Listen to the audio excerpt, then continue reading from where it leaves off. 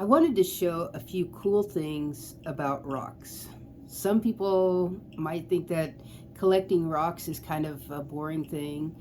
Going out and finding them can be really fun. But there's other things that, you know, that are fascinating about rocks. They don't just sit there and look pretty, but they also can do some things. So let me show you a few of the rocks from my collection and some of the things that we can do. The first one is that I have an ohm meter here set to ohms, and I want to show you this shungite sphere.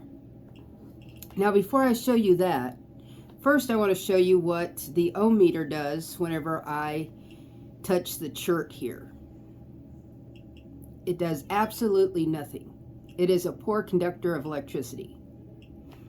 Now these scissors, this metal on here, is a good conductor, right? Because it is metal. And you can see the needle over here pop up.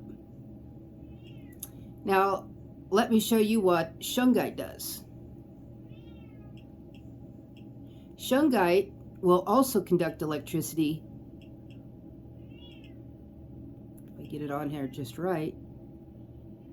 And the higher quality that it is, the higher the conductivity in it. This is because of the carbon content that is in shungite.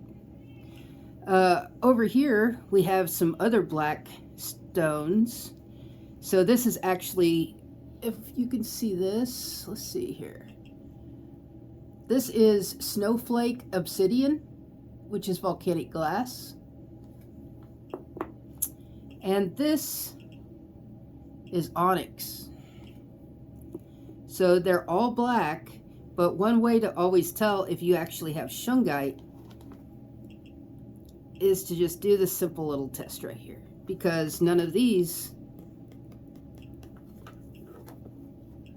will do that. And of course that's basically glass, so you're gonna get nothing there.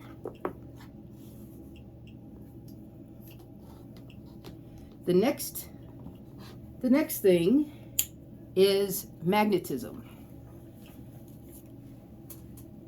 So I have a magnet right here, and we have, this is pegmatite. I found this one in the wild, and it is very magnetic.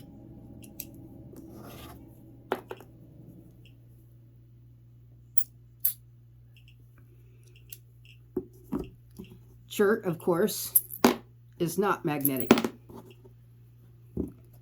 But this chunk of basalt, whoa, is magnetic.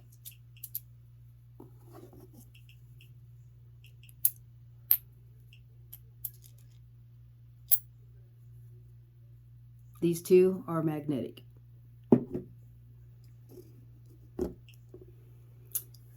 The next thing, I'm going to move the camera over just a little bit here, and I will show you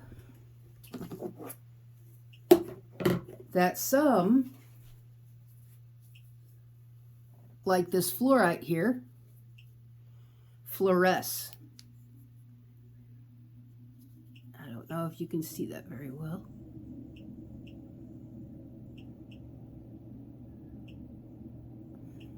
So these are fluorescent. Hopefully that's showing up.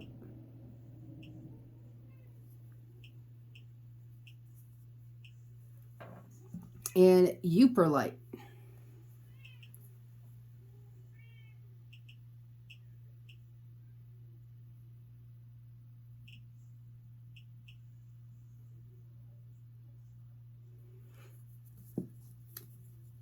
And then we have these two specimens on the far side, and this is blue apatite.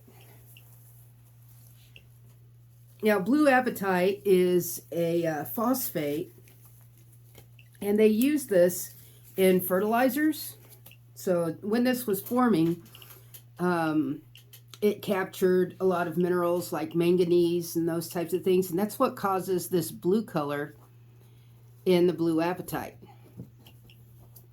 But also found inside of these can be trace amounts of uranium and thorium.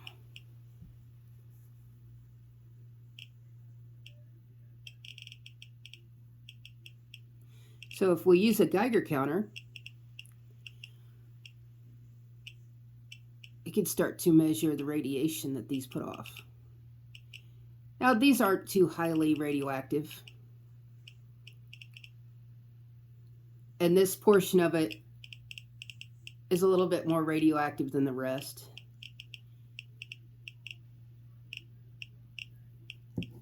So it's not too high and it's not too dangerous. But whenever I handle anything that has potential radioactivity, I always wear my gloves here, because the most hazardous part of this, besides there being some toxic aspects to these, and with uranium and stuff like that being a heavy metal, I also have things that contain lead. So you always want to take care of creating dust and stuff like that with anything that might have something toxic like heavy metals. And the uranium and stuff in these would only be really toxic if you were to smash it up and eat it or inhale it, because then you get the what this is picking up is just basically gamma, and gamma is not going to cause you too much problems. It's the alpha emitters, if you got this inside of your body, that would be not good. Like I said, the radioactivity on these aren't very high at all, but it's there. So rocks are fascinating.